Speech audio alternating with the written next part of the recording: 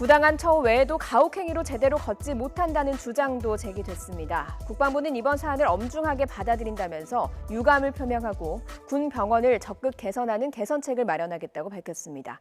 취재기자 연결해서 알아봅니다. 이승윤 기자. 네, 국방부입니다. 네, 이번 폭로도 부실 급식 문제가 처음으로 드러난 페이스북 커뮤니티 육군훈련소 대신 전해드립니다에서 터져나왔다고요? 네, 그렇습니다. 여기서 육군상무대 근무지원단 병사의 아버지가 가혹행위와 군병원 오진 의혹을 제기했습니다. 아들이 지난해 11월 훈련 중에 인대가 파열됐지만 부대 측이 2달간 묵살했고 고열 증세를 보이자 지난 1월에는 난방도 안 되는 이발실에 가두고 굶겼다는 겁니다.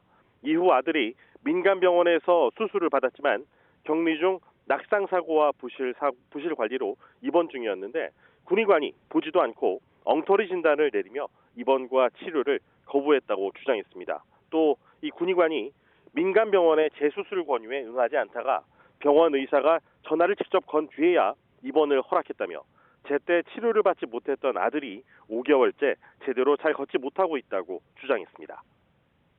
네, 국방부는 어떤 입장을 밝혔습니까? 네, 먼저 부승찬 대변인은 오늘 정례 브리핑에서 해당 부대에서 환자가 발생한 이후에 진료 지연이나 격리 문제, 군 병원 진료 과정 등의 문제가 심각한 것으로 판단했다며 이번 사안을 매우 엄중하게 받아들인다고 말했습니다. 이와 관련해 지난달 27일 서욱 국방장관은 한 점 의혹도 없이 사실관계를 밝히고 관련자는 규정에 따라서 인사조치와 징계 등 엄중 처벌하도록 국방부 감사를 지시했습니다.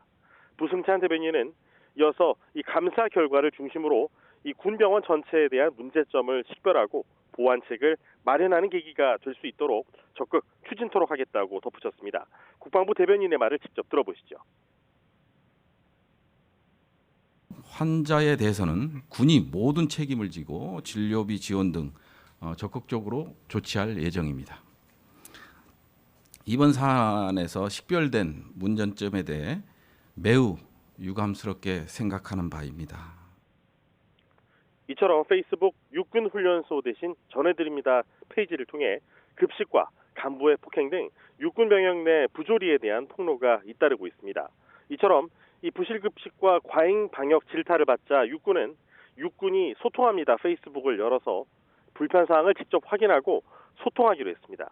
하지만 이 남영신 육군참모총장이 코로나19 사태로 외출이 막힌 신임 장교들에게 여러분들의 애인들이 다른 사람과 만날 것이라고 발언한 사실이 알려져 장병들과 과연 제대로 공감할 수 있는 소통이 제대로 이루어지고 있느냐 여전히 문제가 있다는 지적이 나오고 있습니다.